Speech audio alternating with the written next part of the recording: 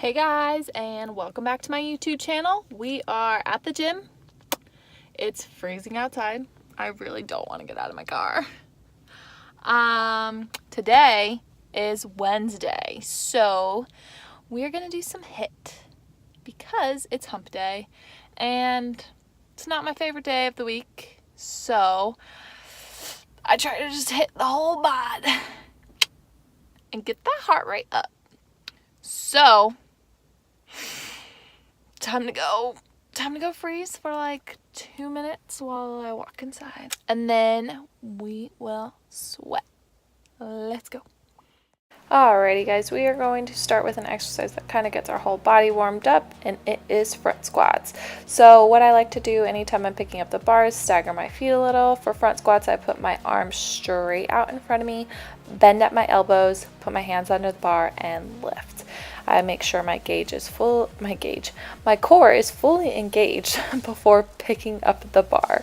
Then we are going to just squat down as far as we can. Front squats tend to be a little easier for me because it requires less ankle range of motion, so they are a fan favorite. Now, once you have perfected the front squat, you can go ahead and do cleans instead. This will just target more of those back and shoulder muscles. So what you'll do is you'll bring the bar down and then you'll thrust it up with your knees, bring it up to your shoulders, and flip around. I do suggest you trying this with the broomstick first and then obviously the bar without the weights, and really watching your form. I always had someone video me while doing these to make sure that I was doing them properly. Whether it's front squat or clean, we are staying here for 3 sets of 8, and I will leave some extra tips in the description box below on proper clean form.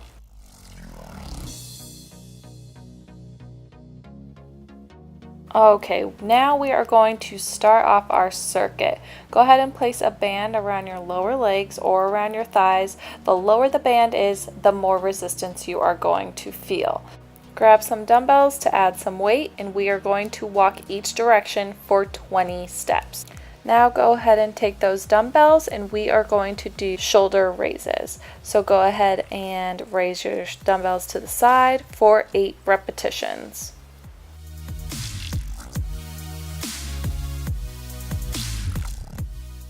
Once you have finished that, we are going to go into forward lunges with a jump in between. So you're going to take 1 step, take 2 steps, and do 2 jumps. That is 1 rep. We are going to stay here for 10 repetitions. Then we are going to move into side to side ab pikes. So you're going to push to the left, push to the right, and make sure you are coming up to the center into a pike each time. We are going to be staying here for 20 repetitions. That is 10 on each side.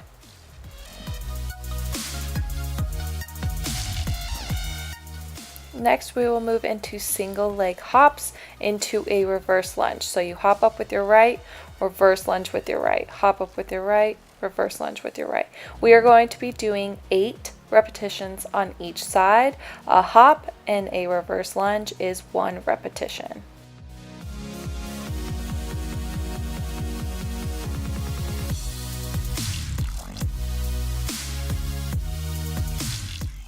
Once you have finished 8 repetitions on each side, we are going to go into single leg hip thrust. You will be placing one leg into the air and putting the other one on the ground. Make sure that you are pushing through your heel and keeping your back straight throughout this exercise. We'll be staying here for a total of 12 repetitions each side.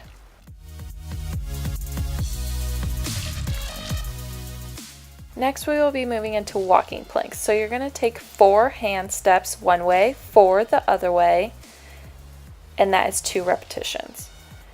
We are going to be staying here for a total of 8 repetitions. I also have a band placed around my wrist to add some resistance to my shoulders. You can go ahead and do so if you would like. Now we will move into 10 bench jumps. So you just jump on the bench, jump down. Some of them I like to add an additional little bend right there to jump up, but then throughout you'll see that I start to jump straight back up onto the bench. It's really preference and how fast you want to get through the workout, because we are going to be staying here for 10 repetitions.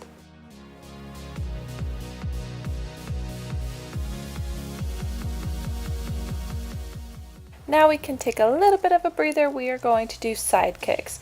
Go ahead and place that band around your lower leg, and we are going to kick straight out to the side.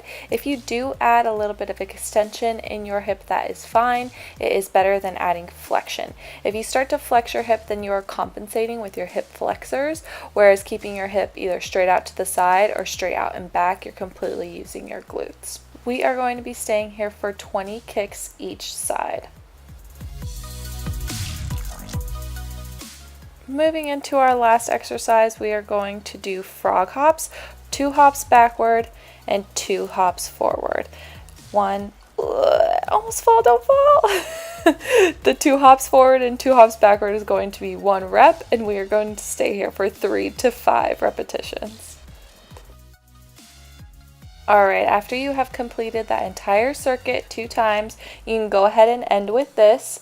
This was just a nice little burnout for my glutes. So I separated my feet just about a little bit out of shoulder width apart, and then just pulsed for a hip abduction for 30 seconds.